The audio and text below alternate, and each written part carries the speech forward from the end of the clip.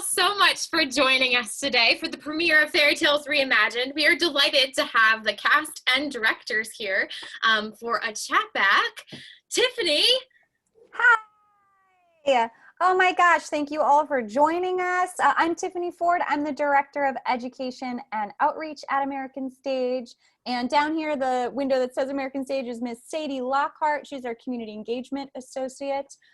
We, along with our Adult Education Associate, Patrick A. Jackson, are the co-playwrights of the piece of Fairy Tales Reimagined. And Sadie and I are also the co-directors of the piece. And we have the cast here too, hooray!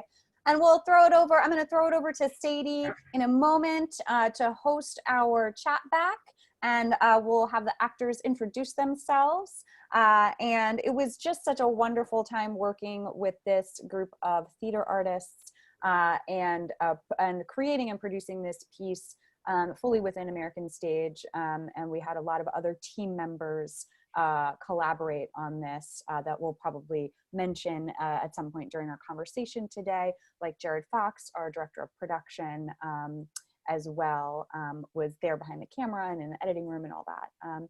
So this was our first American Stage Education hybrid theater experience, and we're very grateful to have everyone who enjoyed it today and who will enjoy it for the next few showtimes, and the schools and partners who will enjoy it and who will collaborate with to talk more about it as well. And today in this chat back, thank you for being here with us. We are recording this chat back so that we can use pieces of it as we work with in our study guide and in our materials as we share this piece with classrooms around our region. Anything else? You want to just take it away, Miss Sadie? Let's do it. Yeah. So as Miss Tiffany said, I'm Sadie Lockhart. I would love for us to go around and introduce ourselves just to kind of let the audience know who we are. So if you can introduce your name, the character you played, and maybe where you're coming to, because it's really cool that in this virtual space, we're able to be kind of spread out and still all connecting in this way. So I'm Sadie Lockhart. Oh yes, Tiffany, go. And if you have a question, if you're out there watching and you have a question, please put it in the Q&A. I'll also be looking at the chat, so I'll be filtering through and looking at your questions. We have a couple of topics to kick us off, and then we'll move into questions from you guys. Absolutely. Continue, Miss Sadie. So I am Sadie Lockhart. I am coming to you from Maryland actually right now, and I'm going to throw it over to Stephen. Hi, I'm Stephen Lima. I played Abuelo in this wonderful piece, and I'm coming to you live from Orlando, Florida. And I'm Alexa Perez. I am coming to you from Palm Harbor, Florida, and I played Isabella.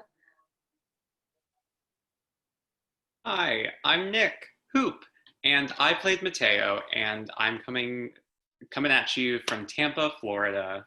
So yeah. Awesome. It's so cool that we're able to connect through all these different spaces. So to start us off, I'd love to go in that same order and hear more about what this story really means to you through the lens of the character that you played or through your individual experience. And we'll start with you, Stephen. I love the focus of storytelling in this piece, which is something, pretty poignant going through what we're going through now, being able to share our stories and tell our stories. And I love the focus on family in this, because I know a lot of us are missing our family or can't be with our family right now. So to kind of revisit that and the feelings of family was great. Yeah, really enjoyed it.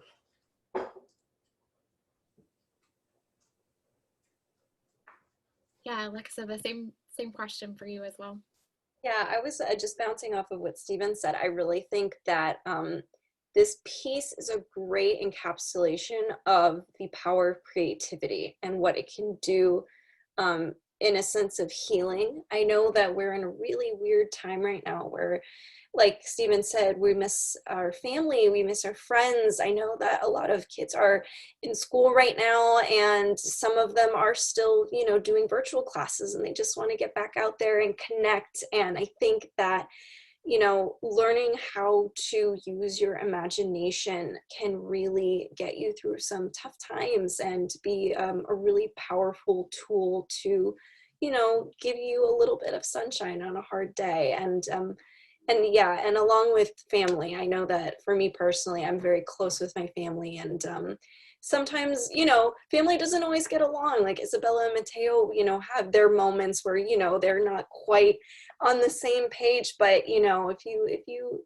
look deep down, everybody, you know, has something in common, and if you use that with creativity to connect, it can, you know, it can be a really beautiful thing. So Yeah, thank you for sharing that. Yeah, that was beautiful, Alexa. I also like just for me, what I love so much about this piece is getting to really go back to exploring the idea of make believe, something that was so, I think, important to me as a kid, just getting to play and play pretend and not being, it's been such a long time as an adult being able to do that, but getting to emphasize that, and in this cool way of being able to show it to kids and families across the country or the state or whoever decides to watch it, getting to marry the cool virtual medium and the fun playing around make-believe medium together so that we can showcase how to pretend and to mess around and make believe and create these stories out of things that you have in your house that wouldn't be one thing or another. And just for me personally, like just getting to remember what it's like to let my imagination go wild. So that's what, for me, this piece is the most important thing. Yeah, there's something really like human and instinct about, and something that brings us together as human beings too, when we create something out of nothing. And that's really, I think that's really evident in this piece. And you know, it's something that young people, like that, kind of like you were saying at the top there, Nick, like, you know, grown-ups forget to do that sometimes, or haven't done that in such a long time, or do it in different ways. And so it's really cool for young people and adults to be reminded of that, of the power of that, of the power of you know, using your imagination and creating something out of nothing, and just kind of and using what's around you to make meaning. Yeah, I was definitely the kid who took like cardboard boxes and made them into houses and like dressed up all the animals for the story. So just jumping off of what everyone else has said, like that really feels like something that's exciting to continue on, like into the next generation. Though I'm sure that they're already playing with really awesome things in their household. It does encourage that creative play and excitement around using your imagination. Can I ask, like, because I know that Sadie used cardboard boxes and like dirt piles, like she liked to play outside a lot. And and I was like a Barbies kid. Like I played with my Barbies and made up stories. What did you guys do when you were little kids? How did you play? I was a big He-Man fan. So couches would turn into mountains, and you know, pets would turn into monsters to be vanquished, and so yeah, stuff like that. That's awesome. Well, I grew up with a little sister, and we moved around a little bit when we were younger, and we didn't actually settle into this area in Florida until I was maybe in 4th grade. So it was a combination of Barbie dolls. We always had like a playroom set up in our area, so we always had like Barbie dolls and Polly Pockets, and we would always like huddle up there together for like the whole day and like, you know, make pretend. Or whenever we moved, we like checking out what our backyard was like, and then, you know, we put together fun things that we found in the yard, like twigs and pine cones. And it's the same thing as like this play is just finding things that we had around us to, you know, create our own little imaginary world. So it was fun. For me, it was so my dad was he worked at a telemarketing business, and it went under, But this was in the 90s, so he had a bunch of old computers where, just a little tidbit, kids, computers were really, really big, like large, in the 90s. So we filled our garage with all of these old computers because nobody wanted them after the business went under. So I would pretend that I was in this like labyrinth in my garage, and I would hide under these giant computers, and I would just pretend that I was like in this weird cyber weird world, hiding under these giant monitors and huge computer structures. So. That is so cool. That is awesome. Yeah, I definitely played outside a lot as a kid. But that magic of finding things in your house, really like watching it back, the show today, like it was really captured through the different things that you all found and we used on set. And in particular, I think Nick's character, Mateo, uses a multitude of random things from the house for his safari and tackling alligators. So Nick, are you open to talking a little bit about the props and the ways in which we used household items to enliven these imaginative pieces? And as we're doing that, if the attendees or the people watching out there, if you guys want to write into the chat how you played pretend when you were a kiddo, we'd love to see some of those things. Yes, please. Go ahead, Nick.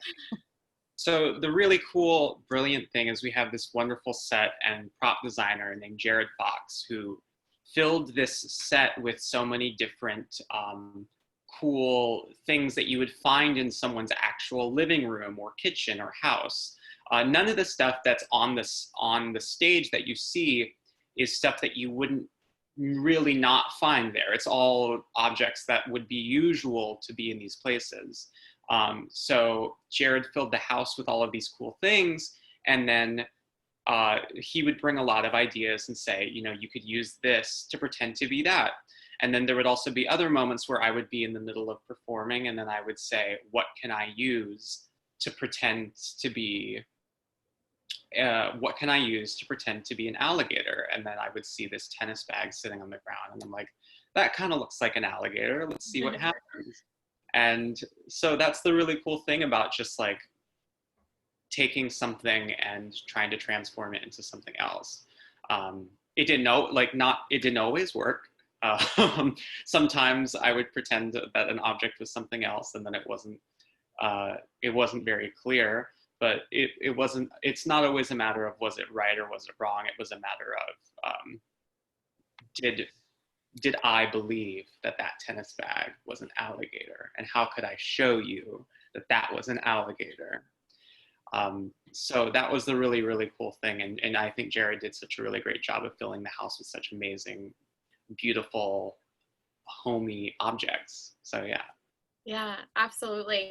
And you mentioned a little bit of the set too. So this set was actually designed by Scott Cooper and is used in the show The People Downstairs. And we were able to repurpose it and rearrange things to use for this film shoot. One of which that is added specifically for the show is this main fort that has kind of been set up in the middle of the stage. So Stephen, I would love to hear from you to talk a little bit more about how the fort is used throughout the show. I know there's some really fun shadow play elements that you kind of championed from the beginning. So I'd love to hear your thoughts about how you use that to create the character of Abuelo. I mean, I think nothing says a childhood other than a pillow fort. I think we've all kind of built one at one point or another. So it just kind of gave it the centerpiece where we can all kind of gather and then break off from and tell our stories. And along with the shadow play, I love the element of magic in the show, that, you know, certain objects were brought behind the screen and then all of a sudden became these this detailed silhouette that probably wouldn't be there given the objects that we took back there. But it just kind of gave it that nice magical element to the imagination. It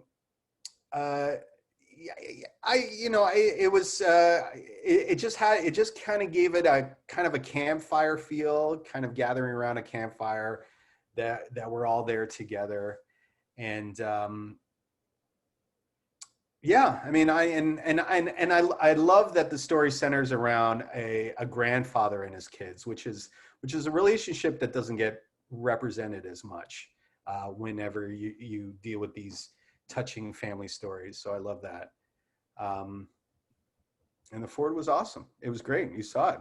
It looked fantastic.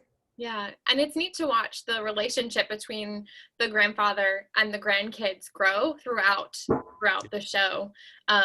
I think that's really cool at that in the beginning they maybe are not so familiar with each other or haven't spent this much time together, and then by the end they're like building off of each other and really understanding who they each are as humans, not as just like the humans you see each other like once a year for a holiday or something. Sure. So that was really special. It was a nice, to me, the relationship with grandparents, you either have, they're very close. I was very close to my grandparents, or you get, I didn't really know them at all.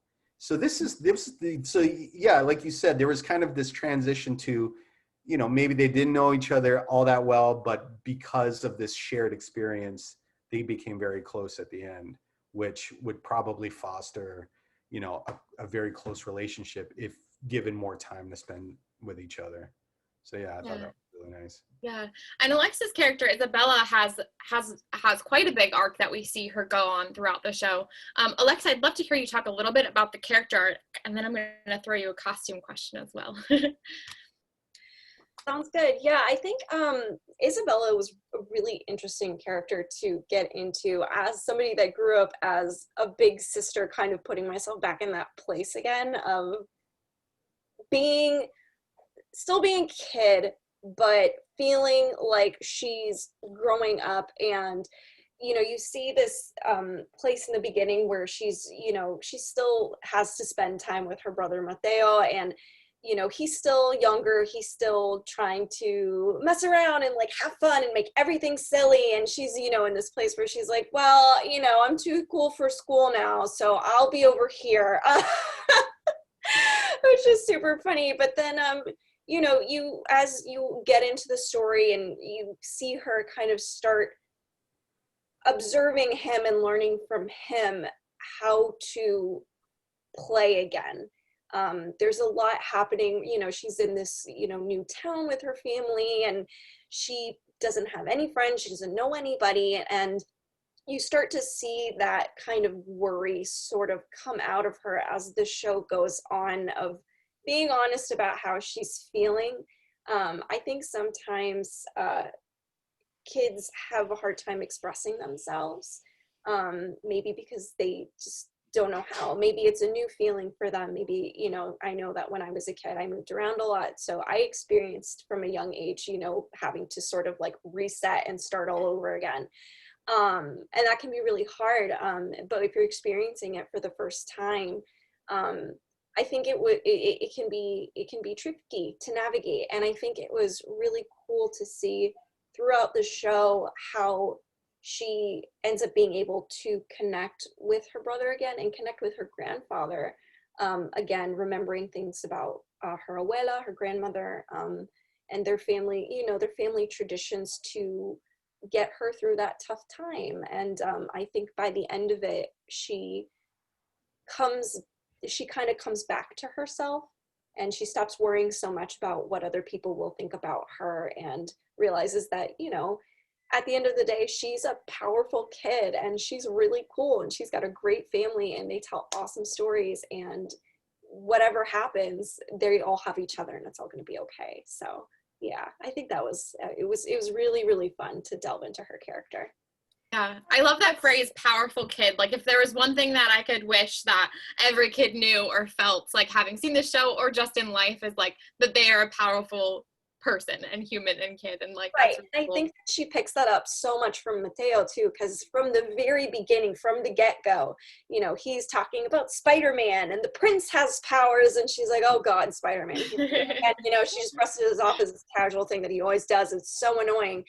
But then when she kind of lets him in and lets him show her how to play again, she starts to understand the power of what having powers can be, and I think that's really cool. Yeah, And there's that's some such an important part of the family aspect of this show, or the family messages in this piece, in this story, because that is where it's with your family members when you're young. It's with your family members that you first kind of learn to articulate your ideas and thoughts and feelings. And I think this family in this story is a really great example of and Abuelo is a really great example of a parent grandparent who allows the space, sets an example and allows the space for his grandchildren to start to try to articulate what they're thinking and feeling, because that's really, and that kind of vulnerability with yourself and with your family members, that's where it starts. Yeah, absolutely. Speaking of using that magic that Alexa mentioned, I'd love to hear, Nick, your character of Mateo also goes on a journey and grows in a different way in this show. What is that like for you, and how did you find that for Mateo? Oh, I think you're muted. Sorry. So you said our my co-actor's name, and it turned on a little system in my house. That is so funny. You could repeat the question without saying her name. I apologize. Absolutely. In a different way than Isabella's character, Mateo also goes on a journey, and he also has his own arc and growth. And so I'd just love to hear your perspective about that. Yeah. So the really cool thing is that for Mateo and for siblings in general, you get to a certain age, I think, where you start to grow in different ways. And I think Mateo is at that age now where, or Isabella's character is at an age where she's starting to grow in a different direction than Mateo's character is. And I think that causes a lot of causes a lot of fights and problems with each other at the beginning of the play. I think we can see that they get into arguments a lot, and they don't always like to play with each other than they might have played with before they got to this place. But then also we see that they've moved to a new place at the beginning of this at the play, and on top of moving to a new place, Isabella is also getting older, and Mateo is a little younger than she is. So they're in almost two completely different places in growing. And I think that really upsets Mateo, and he doesn't know how to feel about that. And I think throughout the journey of the play, he's able to get more confidence in going to this new place and being more comfortable trying out for soccer, because being in a new place and not knowing how to do something can be scary. Because he said Mateo says, I'm not very good at soccer. And it's a lot easier to try a new activity or a new idea when you have your friends to help you out. But when you're in a new place and you want to try something that you've never done before, it can be really scary. And Isabella's going through her own stuff, so she can't really help him with that either. But throughout the play, they really get to know what it's like to be able to spend time with each other again. And Mateo gets to spend time with his grandfather in a way that he hasn't spent time with him before. So the journey that I think Mateo starts to go on is to be able to gain a stronger connection with his sister and with his family. And it gives him more confidence so that when he does get to go back to school, whether it's after this storm is over or whenever that is, I don't know if they're on a break or something. I never figured that part out. But whenever they go back to school, Mateo is more confident in being able to try new things and being able to be more confident in doing the things that he wants to do and try out. Yeah, absolutely. Thank you for sharing that with us. I would love to jump just a little bit, because we talked about the props, we talked about the set. Another really important element that helps us define these characters are the costumes. So Alexa, you have a couple different costumes that you use for Isabella. And I wonder if you could talk a little bit about how they inform your character and how the character of Isabella finds multiple costumes to try on and add on and pieces to use throughout the play. Yeah, so another fun thing that Jared was able to help us with, in addition to all of the amazing props that we got to play with on set, were the different costume pieces. And it was really fun to find little things that kids would have that all of a sudden can spark this like awesome idea in their heads. Like the tennis racket was kind of a simple kind of like easing and starting point, because as we know, Isabel in the beginning is kind of like this pretend thing, I don't know. So, you know, starting somewhere where she's comfortable, I think was really cool, where she's playing with the tennis racket, and then you know, she's got the headphones, and just something so simple like a pair of cute unicorn headphones that light up, which I loved, can spark a really fun twist. And I think that using that was the beginning of her being able to really start having fun with it. She wasn't just Serena Williams, she was unicorn Serena Williams. It was a whole nother level of awesome that she didn't even fathom before. So from there we go into the hood, and again, such a simple thing, but just being able to put something over your head and saying, all right, now I'm this person. You see, you saw in the show as she's doing her little spin, you can see what she's picturing in her head is this awesome Red Riding Hood coat. And all of a sudden she's put into that place, which is really, really cool. And I loved that for the Cinderella story. Not only was she getting really into it at that point, because, you know, all of a sudden it's the story she's most excited about, but that Mateo and Abuelo actually join in and help her. They bring her robe for like the ball gown, and then Mateo makes this insanely hilarious crown out of a basket and plantains and duct tape.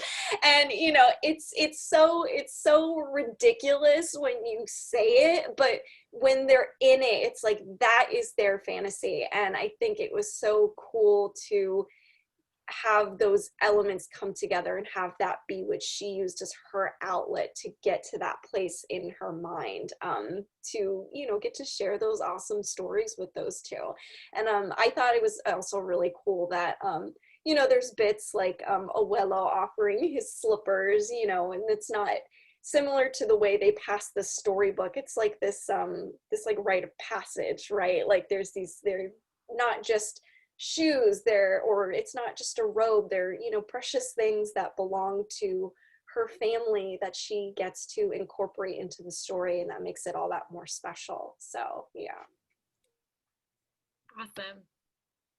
Thanks so much for sharing that. We have a question in the chat that says, I love the choice that Cinderella did not wear a typical ball gown. What influenced that choice? And that actually came in to as part of the writing as well, because we wanted to, in taking these three fairy tales that many people know or are familiar with some rendition of them, and kind of modernize them. And so one of the fun things about Cinderella is that it doesn't have to be about dressing up in the perfect ball gown and going to the ball and meeting your prince. In this modern day Cinderella, it can be about wearing something that's really empowering for you.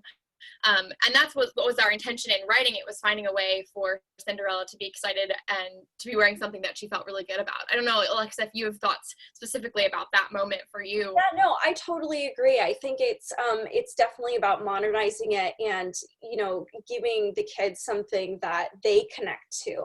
But I also think that there's an element of making that choice because, and I think a lot of us can agree on this, when it came to the costume choices sometimes and the prop choices that we had, I think it was important for us to send the message that creativity is so accessible.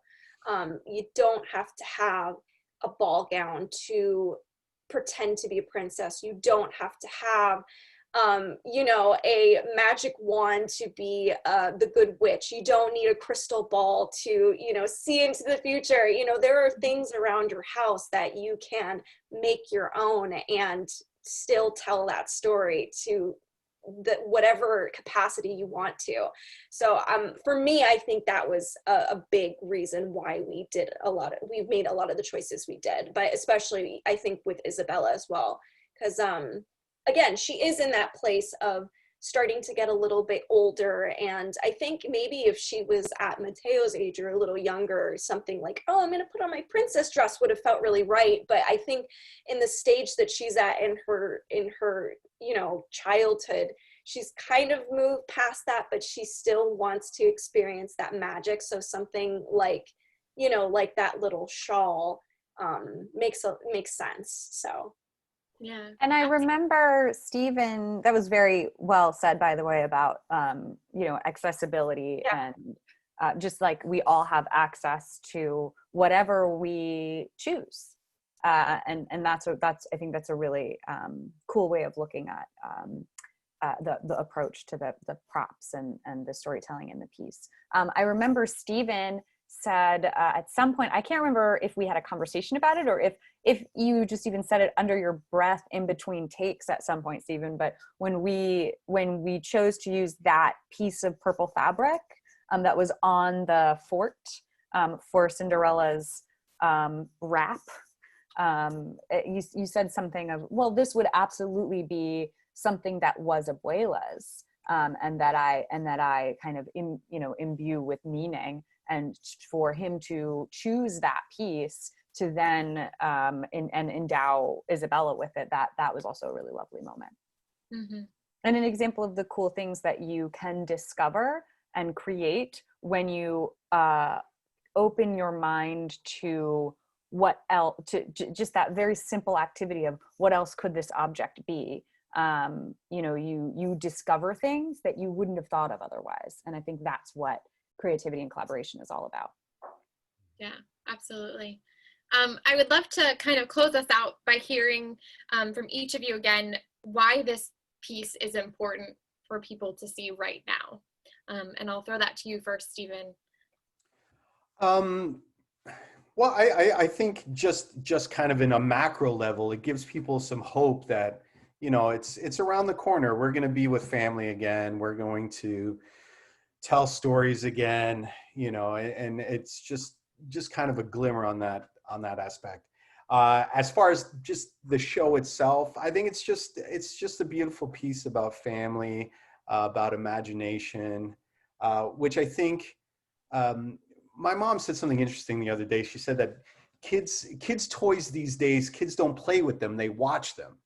And you know, it's kind of true. It dances, it lights up, and it does all this stuff. You just kind of watch it, you know, and to really engage in that imagination, to, you know, transform found objects into swords or sleds or whatever it might be. I think it's a really positive image to show kids that imagination is cool and it's okay, you know. Yeah. Yeah. Cool. Alexa? Yeah, I think that it was important to do this piece and to share this with everyone, to show that even though we're in a hard time and it's really weird and kind of scary, we can still connect with each other. There are still ways for us to be together even when we're apart, and to know that, you know, we are all going through different things. I mean, Abuelo and Mateo and Isabella all have these feelings that they are dealing with on their own, but at the end of the day, we are all here for each other, and there is power and there is magic in looking at the little things in life and figuring out how to make them into something new. Thank you so much for sharing that. Nick? Oh, you're muted. I think it's I mean, at this time right now, we feel grounded in a way that we haven't before, and we don't have the freedom to just do all of the things that we used to be able to do. It touches us all in different ways, and I feel like there's a lot of emphasis on making sure that we remain educating and keeping our kids learning and growing from that point. But one thing that I feel is discussed a lot is how much of a percentage of a child's life is at home. Like, if you have a 7-year-old and they've been at home for a year, that's 1/7 of their life. They've been at home for a very long time right now. And it can be hard to imagine and dream and be able to really find these different ways to explore when it doesn't feel like there is this sort of an end in sight to this lack of being able to do all of the things and achieve all of the things that our imagination wants us to do. So I think giving this outlet that's like, hey, you know, we're at home and we're making the best of our situation, and we're at home and we are exploring all of the different ways that we can use our imagination, even if it's at a time where we can't go out and do the things that we used to want to do and to dream about doing. And I think if there's anything good that's come out of all of this, it's giving us an opportunity to tap into our imagination and remember the ways that we can use it from the comfort of our own living room. So yeah, that's really it's well put, Thank Nick. you so And much for it's sharing that. I think can you hear there me? you go. Muted for me. That's really well put, Nick. And that's really like why theater for young audiences matters, because regardless of whatever our current context is, collectively or individually, theater for young audiences really allows for sharing and learning of new people, places, and ideas beyond what your current experience is or can be at the moment. And I think that's why we all do this work, is because it's so important for young people to see and experience new people, places, and ideas, so that they can think bigger. Yeah, absolutely. And so that they can connect with other things out there than are just what's in front of them. Yeah, absolutely. I think that last line of the play really grabs all of the things that make this feel really important to tell right now, and that you have the power to write your own story, whether that means in the immediate, like using your imagination to create a story, or playing pretend with your friends, or like we were talking about earlier, the empowering side of it, feeling empowered to make choices, and being excited about who you are and what you can bring to the world. So thank you all so much for sharing those. I'm like really amazed, like just blown away by your answers. I would love to thank you all so much for joining us today for this Chatback. I wish I could keep talking about this show with you all for times and time to come, but we do have to wrap up. So I want to thank the audience so much for joining us for this premiere. If you're watching this Chatback back later on, thank you so much for joining us and being a part of Fairy Tales Reimagined. We do have a study guide piece that will be available on our website that includes some pre-show and post-show activities, as well as arts integration activities that are around English and just social skills, and also word language. So if you're interested, check that out as well. And I want to thank you all so much for joining us. Miss Tiffany, is there anything else I'm missing today? Just thank you for a great conversation, and thanks to those who've popped in and been part of it. We are just so looking forward to this is just the premiering day of the piece, so we're looking forward to where it goes, where else it goes from here. Yeah, it's a lovely conversation. Thank you all. Yeah, thank you all, and everyone at home, have a wonderful and safe weekend, and we hope to see you soon. Bye. Bye.